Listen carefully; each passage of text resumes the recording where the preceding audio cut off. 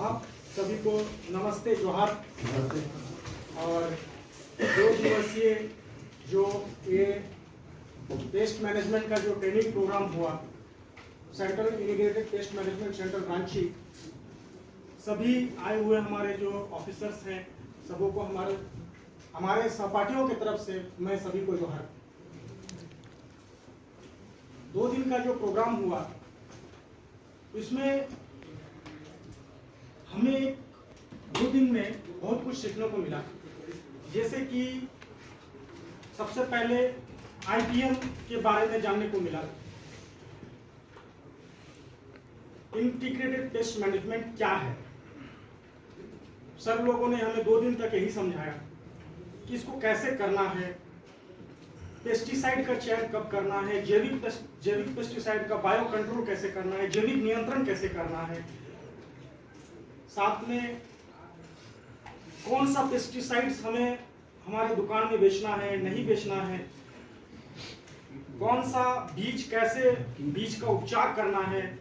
उस रोकथाम कैसे करना है, यही सबको समझाया गया है 2 दिन में।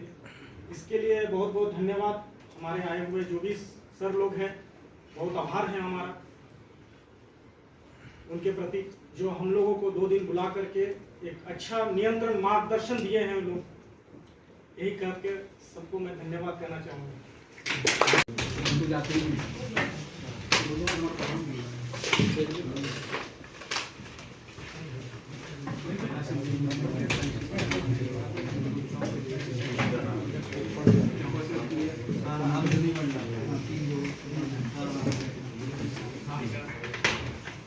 सभी को जोहार। और पूरी टीम सेंट्रल पेस्टिसाइड मैनेजमेंट की जो टीम है और सीएसपी और सर जो रांची में स्थित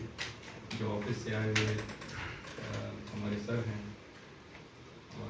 एंटायरली यहाँ जितने हमारे साथी लोग हैं जो आगे भविष्य में कई लोग दुकान चला भी रहे हैं और आगे जाके किसानों की सेवा में भी लगेंगे, उन सभी की तरफ से धन्यवाद एंटायर टीम सभी को। इस 2 दिवस के दौरान पे जो एज अ विद्यार्थी की तरह हम लोग यहाँ पर में थे, और जो समझ में आया कि सबसे पहले पेस्टिसाइड आवश्यकता है, किसानों की आवश्यकता है, लेकिन इसका एक रेगुलेशन भी होना चाहिए, क्योंकि ये कहीं ना कहीं हमारे जलवायु परिवर्तन में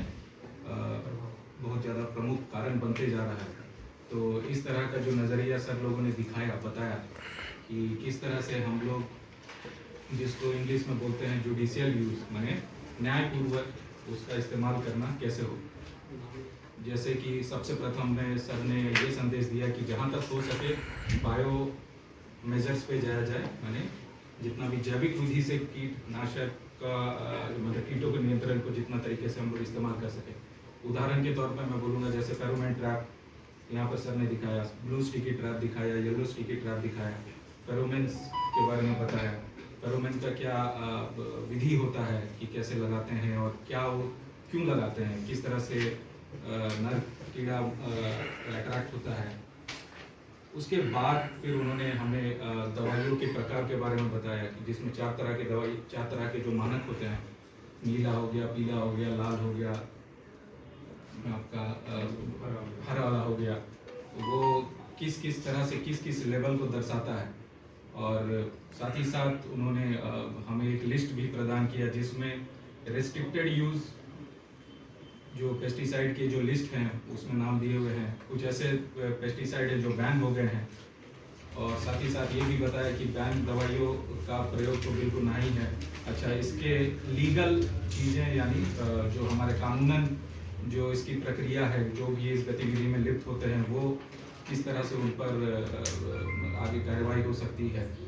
और साथ ही साथ जो भी दुकानदार कीटनाशक पेस्टिसाइड वगैरह के लेकर डील करते हैं उनको क्या क्या नियमावली पे काम करना है, रजिस्टर मेंटेन करना है, और जो आपका जिन दवाइयों के बारे में वो जहाँ से खरीद के ला रहे हैं उनका बिल हो गया, या किस तरह से अगर कोई भी टेस्टिंग के लिए आते हैं या फिर टेस्ट करना चाहते हैं तो कुछ फॉर्म्स के बारे में बताया, जैसे कि फॉर्म डी हो गया, फॉर्म ओ हो गया। और साथ ही साथ अंत में टीम ने ये भी बताया कि हम लोग जो बीमारियां हैं कि जैसे कि आपका BLB बीमारी हो गई, लीफ माइनर हो गया, और भी विभिन्न तरह की अलग अलग बीमारियां जो हैं उसको कैसे पहचाने। साथ ही साथ एक NPSS का एक ऐप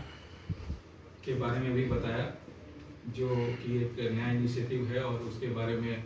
टीम ने जागरूक किया कि किस तरह से ये किसान के लिए लाभकारी हो सकता है।